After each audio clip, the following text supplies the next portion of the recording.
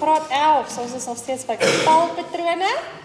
En by kwadratiese getalpatrone. So 'n kwadratiese getalpatroon het 'n konstante tweede verskil. En 'n lineêre getalpatroon het 'n konstante eerste verskil. So, kom ons kyk na 'n voorbeeld. Beskou die volgende getalpatroon. Dit is 'n kwadratiese getalpatroon en bepaal die waarde van x. So, as ons nou kyk na hierdie getalpatroon, weet ons dat die tweede verskil moet gelyk wees. So, as ons nou kyk na die eerste verskil, hoe kry ons dit? Term 2 minus term 1. So, dis 15 minus 6 is 9. Die volgende een is x minus 15. En dan 45 minus x.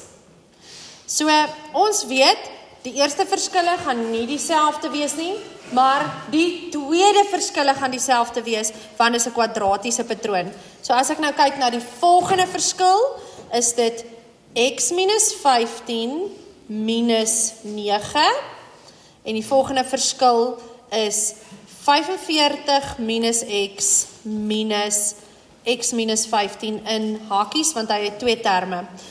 Nou, hierdie twee goeders moet gelyk wees aan mekaar, want die tweede verskille van 'n kwadratiese patroon is gelyk. Nou, ons moet nou eers bietjie vereenvoudig, daarso laat dit net so bietjie beter lyk vir ons. So daai is x minus 24,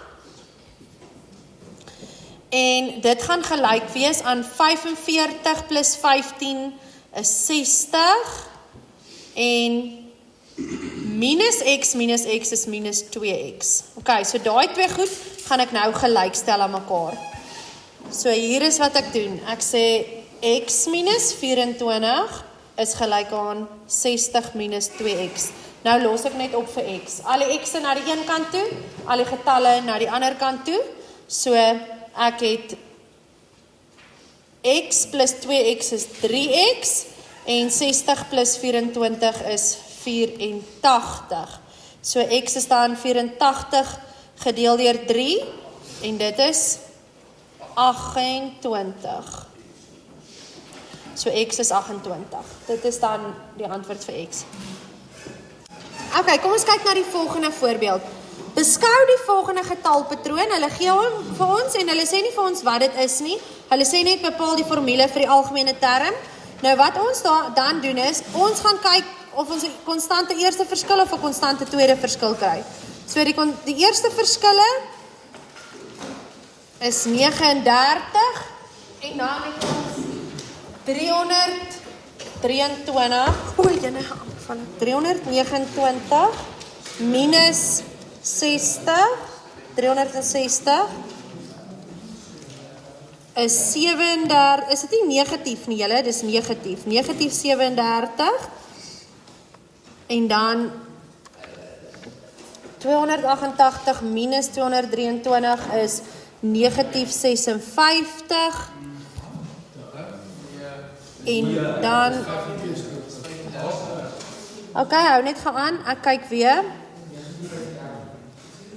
negatief 35, ekskuus, en dan negatief 33. Ok, so die tweede verskil, die konstante tweede verskil, is plus 2. Stem julle saam? Ok, so, nou gaan ons die formule gebruik, is 2a is gelyk aan die tweede verskil, 3a plus b is gelyk aan die eerste verskil, en a plus b plus c is gelyk aan die eerste term. Ok, so kom ons begin. 2a is gelyk aan 2, so a is gelyk aan 1. 3a plus b moet gelyk wees aan negatief 39, en a was 1, so b is negatief 42. En dan die a plus b plus c moet gelyk wees aan die eerste term, wat 399 is.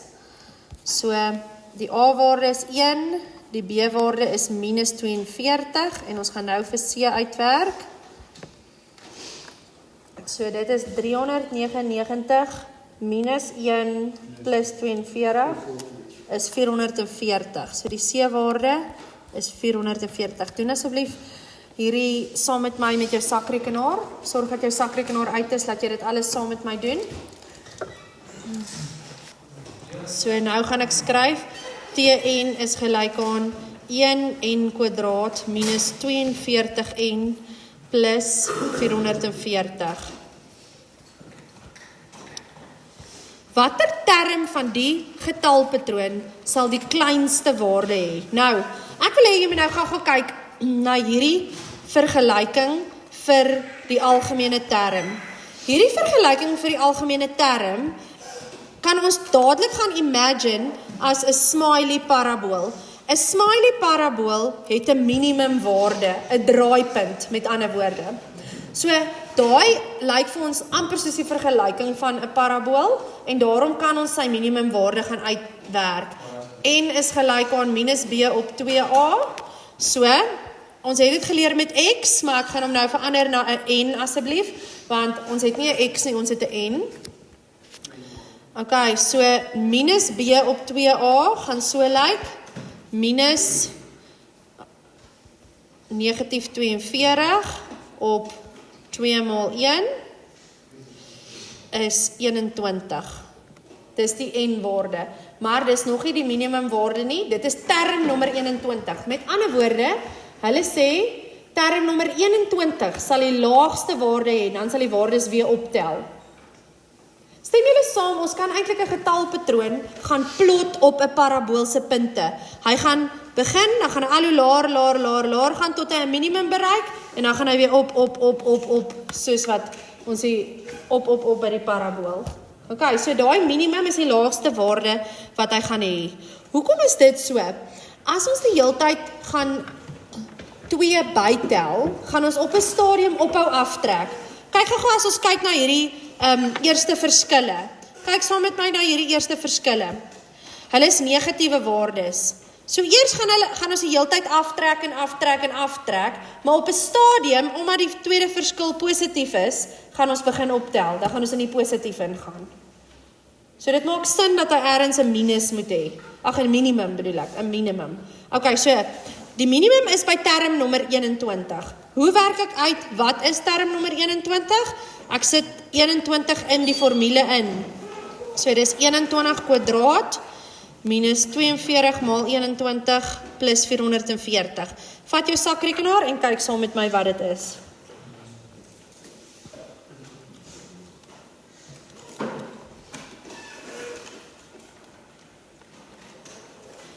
Dit is negatief 1. Dis die kleinste, dis die minimum waarde wat daar gaan wees.